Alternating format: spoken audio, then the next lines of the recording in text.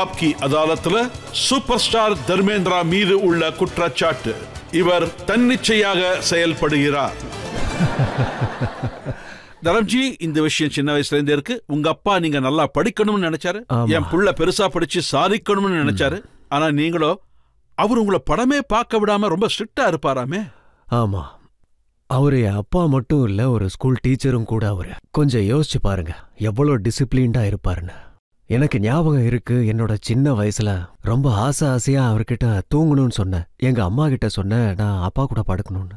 அம்மா சொன்னாங்க உங்க கூட தூங்கணும்னு ஆசைப்படுறான், படுக்க வச்சுக்கங்கன்னு. நானும் போனேன், பெட்ஷீட்டை எடுத்த, அவரை கட்டி பிடிச்சிட்டு தூங்க ஆரம்பிச்சேன். அவரு சொன்னாரு மலையில படுத்துட்டு தூங்குறியான்னு.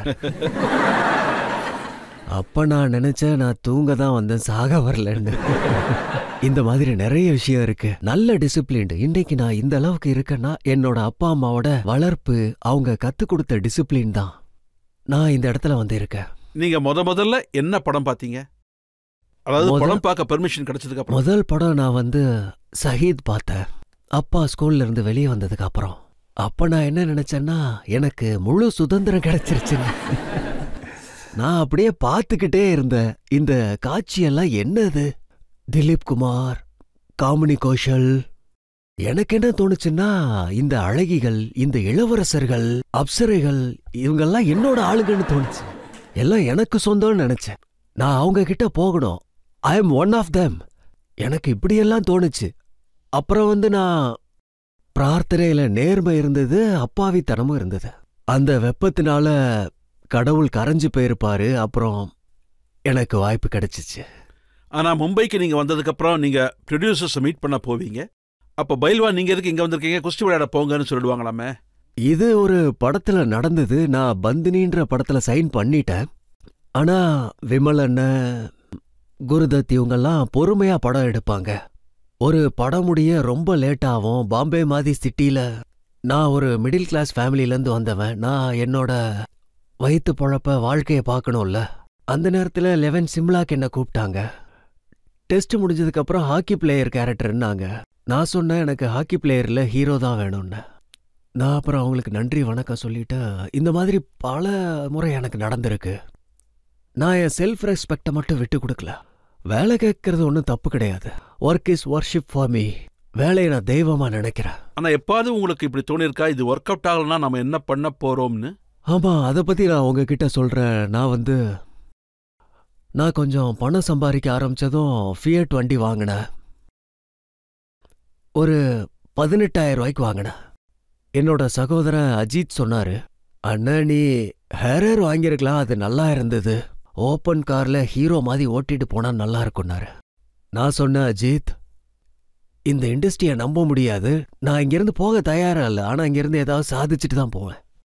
ஒருவேளை அதுக்கு ரொம்ப டைம் எடுத்துச்சுன்னா ஃபியட்டை டாக்ஸியா மாத்திக்குவேன். டாக்ஸி ரெடியானோன்னு டாக்ஸி ஓட்டி பணம் சம்பாரிச்சு கொஞ்சம் அட்ஜஸ்ட் பண்ணிக்கலாம்.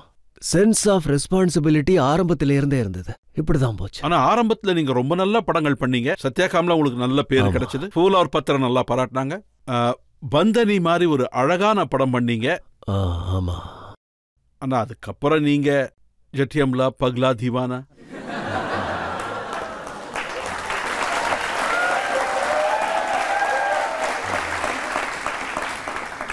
இதுலயும் ஒரு விஷயம் இருக்கு சார்.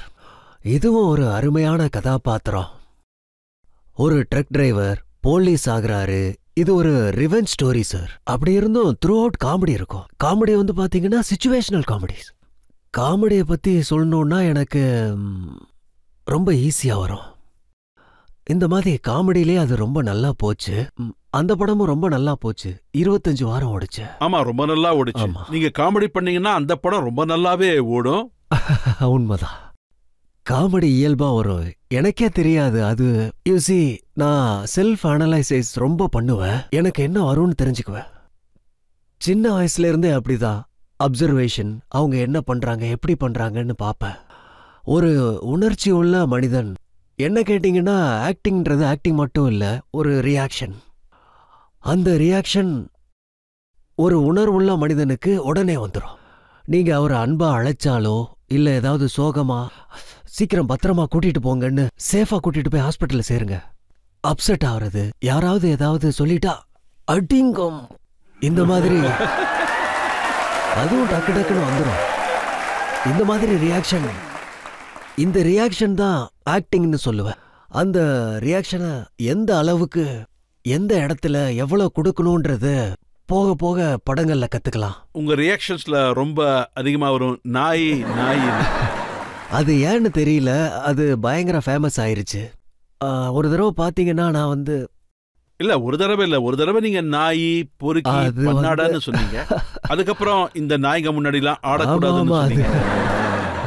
ஆமா, அது வில்லனுங்களுக்கெல்லாம் நாய் நன்றி உள்ளதா இருக்கும். நான் நாயின்னு சொன்னேன், நான் ஏன் அப்படி சொன்னேன்னு தெரியல, அது நன்றியோட இருக்கும். நான் என்ன கேள்விப்பட்டேன்னா இந்த நாய் அப்படிப்பட்ட டயலாக்லாம் நீங்க ஓனாவே எழுதிடுவீங்களா? இல்ல இல்ல, டயலாக்ஸ் சில நேரங்கள்ல உள்ள இருந்து if you are in the role சில விஷயங்கள் ஆட்டோமேட்டிக்கலி உங்கள இருந்து வரும். நான் அப்படிதான் யூட்டிலைஸ் பண்ணுவேன். இது உங்களோட டயலாக், உங்களோட சீன், அப்படி அது முன்ன பின்ன ஏதாவது ஆட் பண்ணிடுவேன். பல இடங்கள்ல என்ன விடுங்க, நம்ம இண்டஸ்ட்ரியிலேயே ஒரு இடத்துல கியூ இருக்கணும். அதாவது அவங்க நிறுத்துற இடத்துல இருந்து ஸ்டார்ட் பண்ணணும். ஒரு தடவை வினோத் சொன்னாரு, அண்ணன் லாஸ்ட் கியூவை மட்டும் கரெக்டா கொடுத்துருங்கன்னாரு. பல தடவை என் பாட்டுக்கு நான் போயிட்டே இருப்பேன், அதுக்கப்புறம் கண்ட்ரோல் பண்ண ட்ரை பண்ணேன். லாஸ்ட் வேர்டு எதுவா இருந்தாலும் இப்படிதான் பண்ணணும்னு. எனக்கு ஒரு 2-3 டயலாக் சொல்ல முடியுமா? நீங்க எழுதின டயலாக், உங்களுக்கு தோணுன மாதிரி நீங்க சொன்னது. நான் நௌக்கர் பிவி படத்துல நிறைய எழுதியிருக்கேன். அதுல இவங்களாம் இந்த படம் பார்த்தாங்களான்னு தெரியல. அதுல ஹீரோயின் என்ன வாடகை புருஷனா வச்சுப்பாங்க. சின்ன வயசுல என்னோட கசின் ஒருத்தி இருந்தா. சிச்சுவேஷன் மாறிடுச்சு. நான் அப்ப சொன்னேன், நான் உன்னோட புருஷன் தானே, இந்த பெட்ரூம்ல தூங்க விடுன்னு சொன்னேன். இல்ல நீ அந்த பக்கம் போ அப்படின்னு பாத்ரூம்ல தள்ளி விட்டுட்டாங்க. அப்புறம் நான் இந்த பாத்ரூம்லயா, சின்ன வயசுல நம்ம லூடோ விளையாடுவோம்ல இந்த டைசஸ் போட்டு, சில நேரங்கள்ல நான் டப்பிங்ல கூட கரெக்ட் பண்ணிடுவேன். நான் இந்த பக்கம் திரும்பி இருந்தேன், அவ என்னதான் பண்றான்னு பாக்கலான்னு இருந்தேன். நான் இந்த பக்கம் திரும்பும் போது இவ்வளவு பெரிய விளையாடுற லூடோ எங்க இருந்து வாங்கிட்டு வந்தேன்னு கேட்டேன். நான் இந்த பக்கம் பார்த்தா எல்லாம் பயங்கரமா சிரிக்கிறாங்க, லேடிஸ் பார்த்தா லாஃபிங். எல்லாம் இந்த மாதிரி படத்துல நிறைய ஆக்டிங். ஷோலே படத்துல அந்த மௌசி டயலாக் நீங்க தான் எழுதினீங்களாமே? இல்ல, நான் அதுல ஜீதா ஆட் பண்ண. அப்படியா? அதுல பாத்தீங்கன்னா ஜி ஆட் பண்ணதுனால, அதாவது மாசின் கூப்பிட்டாலே திட்ட ஆரம்பிச்சிருவாங்க. ஏய் கிளவி, மாவு அரைச்சி ஃபைங் திஸ் அண்ட் தட். அதுக்கப்புறம் அவங்க சொல்லுவாங்க, சரி வா ஒத்துக்கிறேன் அப்படிம்பாங்க. நான் வர மோசி ஜி அப்படின்னு ஜி ஆட் பண்ணதுக்கு அப்புறம் இன்னும் நல்லா இருந்தது. இந்த மாதிரி ஆட்டோமேட்டிக்கா வந்துடும். இது நேச்சுரலா வர விஷயம். எனக்கு ஒரு ஃப்ளோல வரும். வீட்ல இருக்கும்போது கூட அம்மா கிட்ட பேசும்போது, ப்ளீஸ் கொடுங்கம்மா, ஒரு 4 கொடுங்க, படம் பார்க்க போகணும்னு கேட்பேன். கெஞ்சறத ஆட் பண்ணா ஆட்டோமேட்டிக்கா எல்லாம் நடக்கும். அதாவது நீங்க ஆக்டிங் உங்களுக்கு பிடிச்ச மாதிரி பண்றீங்க, டயலாகும் உங்களுக்கு பிடிச்ச மாதிரி சொல்றீங்க. உங்க படங்கள டைரக்டருக்கு வேலை இருக்குமா இருக்காதா? இல்ல டைரக்டர் தான் கண்டிப்பா பண்ணுவாரு. எங்கெல்லாம் டைரக்டர் நல்லா கிடைச்சாங்களோ அங்கெல்லாம் நான் கடுமையா உழைக்கல.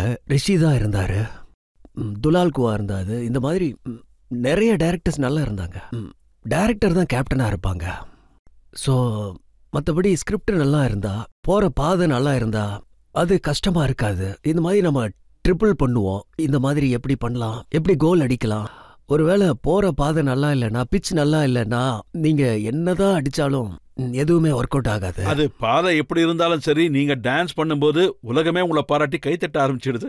அது உங்க டிஃபரண்ட் ஸ்டைல்ல. நான் எனக்கு தோணுன மாதிரி பண்ணுவேன். சில ஸ்டெப்ஸ் நான் எனக்கு ஏத்த மாதிரி பண்ணுவேன். ஒருவேளை டைரக்டர் அதை திரும்ப பண்ண சொன்னா அது என்னால ரிப்பீட் பண்ண முடியாது. ஒரு தடவை பாத்தீங்கன்னா, ஒரு தடவை நான் அப்படி பண்ணிட்டேன். ஒன் மோர் கேட்டா எனக்கு புது ஸ்டெப்பு தான் வரும். அப்படின்னா நாம பார்த்தோமே இந்த ஜட் யமுனா பகலா, அதோட கிளிப்பிங்ஸ் எல்லாமே நீங்க ஓனா தான் பண்ணீங்களா? எங்க டைரக்டர் கோபி கிருஷ்ணன் சார், அவர் தான் டான்ஸ் கொரியோகிராஃபர். தரம் அது அப்படி இப்படி பண்ணி 1 2 3 4 இப்படி ஸ்டெப் வைக்கணும்னாரு. நான் அவர்கிட்ட இந்த ஸ்டெப்பை விட இன்னும் 2 அதிகமா பண்ண என்ன ஆகும்னு கேட்டேன். சீக்கிரமா ஆடி முடிச்சிருவேன். அதுல பாத்தீங்கன்னா ரிதம் எப்படி இருக்கும்னா, ரிதம் வந்துருச்சு, ஆனா நான் கேரக்டரை விடல. அதாவது அந்த ட்ரக் டிரைவர் வந்து போலீஸ்காரனா மாறுறான், ட்ரக் டிரைவரா தான் இருக்கான். ஆனா அவன் பரேட் பண்ண மாட்டான்ல, இப்படி அப்படிதான் இருக்கும். அதுல நான் வந்து கேரக்டரா வாழ்ந்திருக்கேன். I think that was my சொல்ல போனா அதுல நான் கேரக்டராவே வாழ்ந்துதான் இருக்கேன். ரொம்ப பெருமையா இருக்கும் நான் இப்படி ஒரு படம் நடிச்சேன்னு. இப்பவும் அந்த படம் டிவியில வந்தா எல்லாரும் விரும்பி பாக்குறாங்க. ஆமா, உங்களை எல்லாருக்குமே ரொம்ப பிடிக்கும். ஆனா இது எல்லாத்தையும் விட ஷர்ட்டை கட்டக்கூடிய முதல் ஆக்டரா நீங்க இருந்திருக்கீங்க. ஐயோ,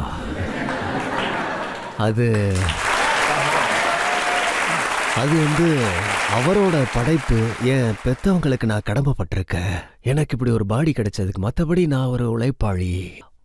வயல்களில் வேலை பார்க்கறது, சைக்கிள் ஓட்டுறது, இந்த மாதிரி வர்றது போறது எல்லாம் அந்த மாதிரி பண்றதுனால தைஸ் ரொம்ப ஸ்ட்ராங் ஆயிடுச்சு.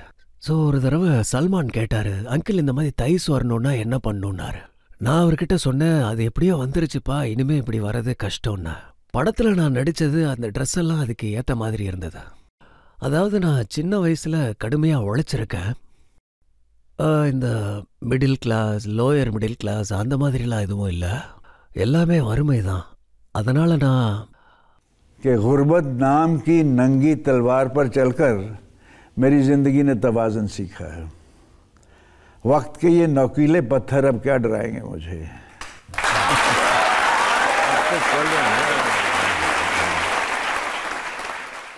ஆனா இப்ப இருக்கிற சல்மான் கான் வந்து ஷர்ட்டை கட்டுறாரு. ஆமா ஆமா, அது வந்து யூசி இப்ப இருக்கிற காலகட்டத்தை பாத்தீங்கன்னா, ஒரு ஆக்டர் ஆகணும்னா நல்ல பாடி, நல்ல டான்ஸ், இது கம்பல்சரி ஆயிருச்சு. எங்க காலத்துலலாம் சொல்லுவாங்க, டான்ஸ்னா என்ன, டான்ஸ் கம்பல்சரியா என்ன, ஆம்பளைங்க ஆட வைப்பாங்க, ஆடக்கூடாதுன்னு சொல்லுவாங்க. அதனால நான் டான்ஸ் எல்லாம் கத்துக்கவே இல்லை. ஒரு தடவை வந்து தில்பி தேரா ஹம்பி தேரா படத்துல டைரக்டர் அர்ஜுன் குரானி எனக்கு ஒரு நல்ல நண்பர். அவர்கிட்ட ஒரு 10 ரூபா இருந்தா 5 ரூபா எனக்கு கொடுத்துருவார். நல்ல நண்பர். அவர் வந்து என்ன டான்ஸ் கத்துக்க அனுப்புனாரு. ஸ்டாண்ட் சினிமா பக்கத்துல ஒரு ஸ்கூல் இருந்தது. நீ போய் அங்க டான்ஸ் கத்துக்கோன்னு சொன்னாரு. டான்ஸ் கண்டிப்பா கத்துக்கணும். அவருக்கு கொஞ்சம் காது கேட்காத.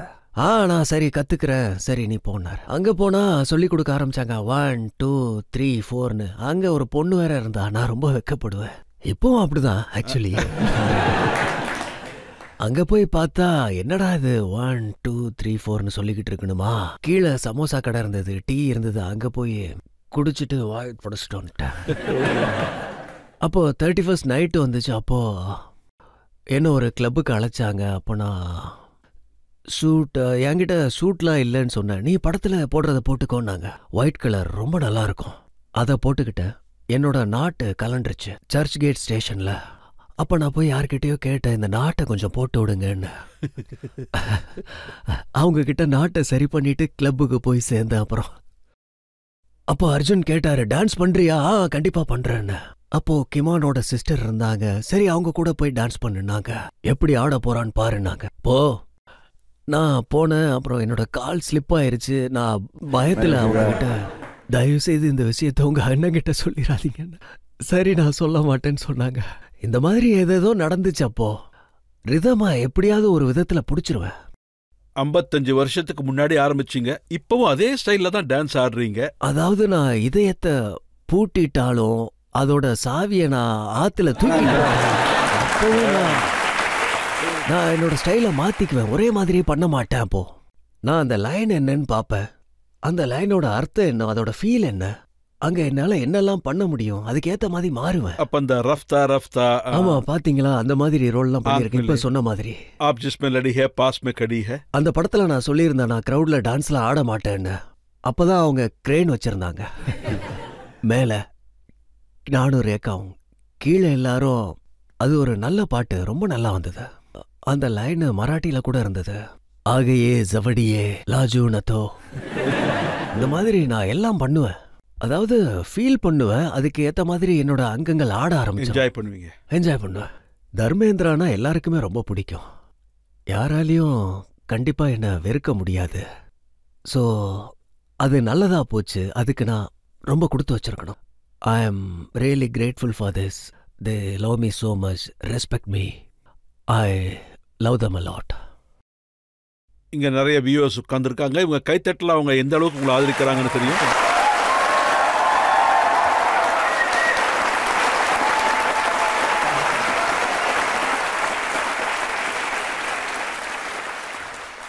I know. I can look into their eyes. I can smell.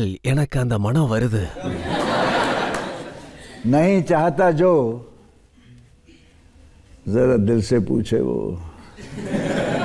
धड़क उठेगा नाम से मेरे और गवाही देगा वो.